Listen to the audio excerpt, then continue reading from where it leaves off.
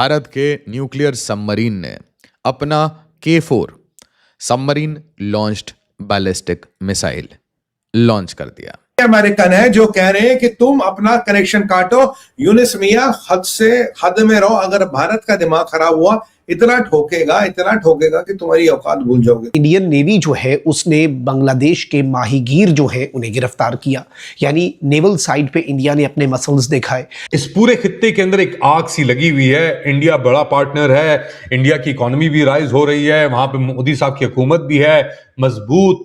बांग्लादेश का वो जो रेड वाला सुराग है उससे भी बड़ा है। हिंदुस्तान ने इस तरह काम किया आप लोगों के साथ, अंदर घुस के आप लोगों के हर एक जगह को ना सुराख किया था। बनियान चड्डी सब कुछ मिक्स किया था आप लोगों का। आसिम मुनीर और उनकी टीम फंस गए थे हिंदुस्तान के हाथों। उनको लग रहा था कि हमें शिकस्त हो गई है।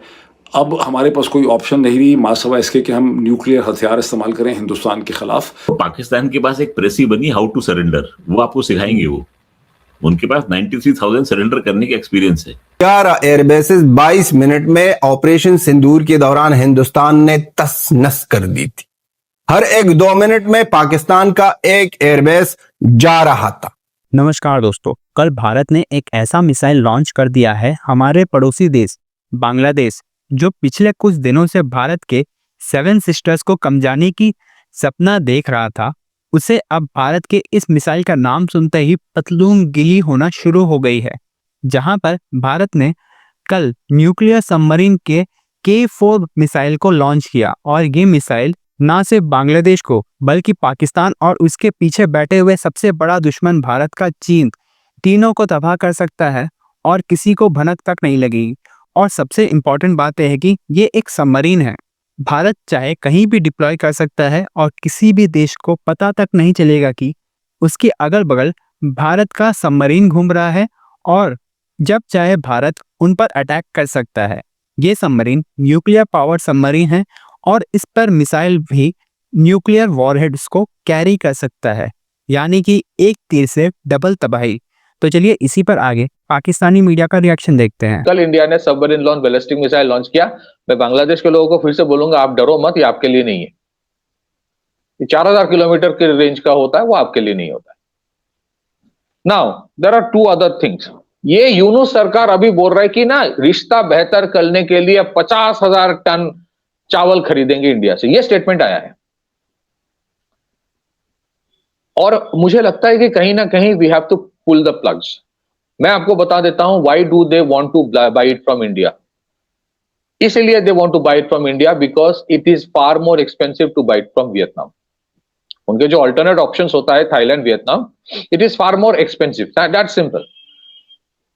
अब इनकी मानसिकता देखिए, 50,000 टन चावल खरीदेगा, वो लॉलीपॉप दिखाएगा कि देखो 50,000 टन का खरीद रहा हूं। 50,000 टन चावल का क्या कीमत है, कितना कीमत है? I think somewhere this is where we need to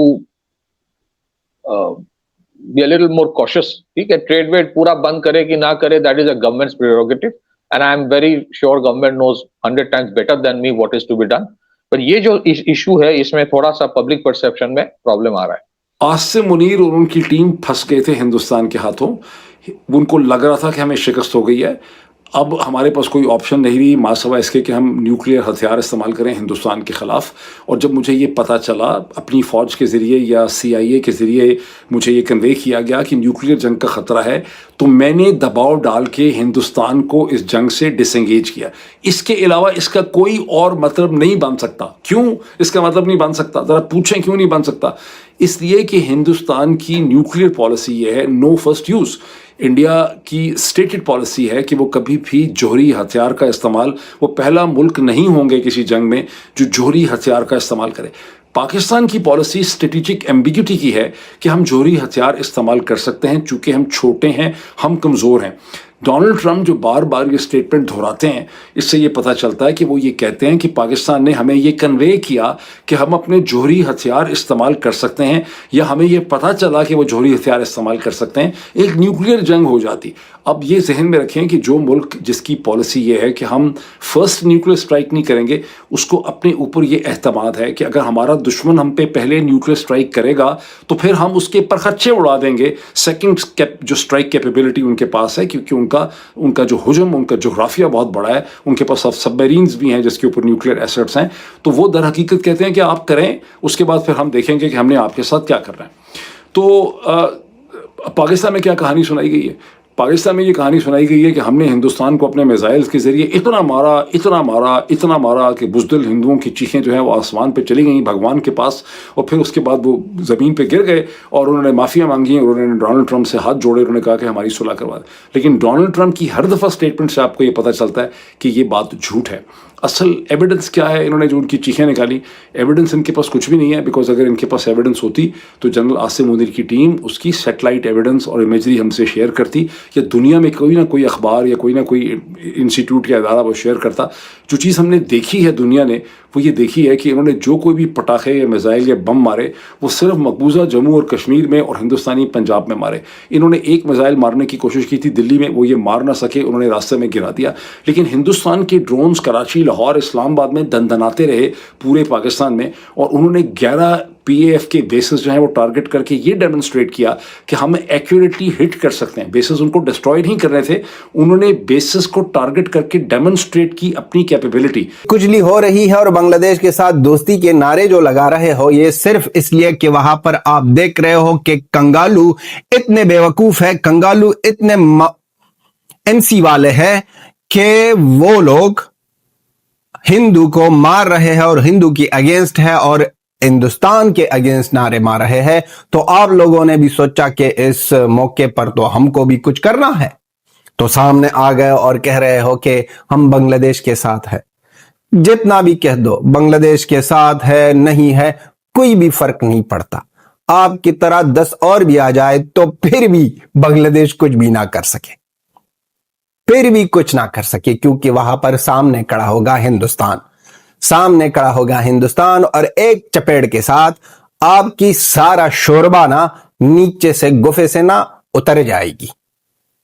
और आप जो अपने आप को बहुत बड़ा तुरम खान समझते हो, पाकिस्तान यूथ प्रेसिडेंट के फॉलोअर्स सारे हैं 25,000। इस बंदे को कोई सुनता ही नहीं है, इस बंदे के बारे में इल्म ही नहीं है पाकिस्तान के लोगों में, और ये बातें कर रहे हैं और कह रहे हैं कि मुसलमानों में, इस्लाम और मुसलमानों का नाता मत लेना। जो आप हमेशा करते हो और हमेशा बातें सुनाते हो इस्लाम और मुसलमान के बारे में, अभी वो मुसलमान नहीं है वो पठान जो आप मार रहे हो, वो मुसलमान नहीं है जो बलोच है उसको आप शहीद कर रहे हो, पठान को शहीद कर रहे हो। कश्मीर में, पाकिस्तान ऑक्युपाइड कश्मीर में आप क्या क्या किलवाड़ कर रहे हो।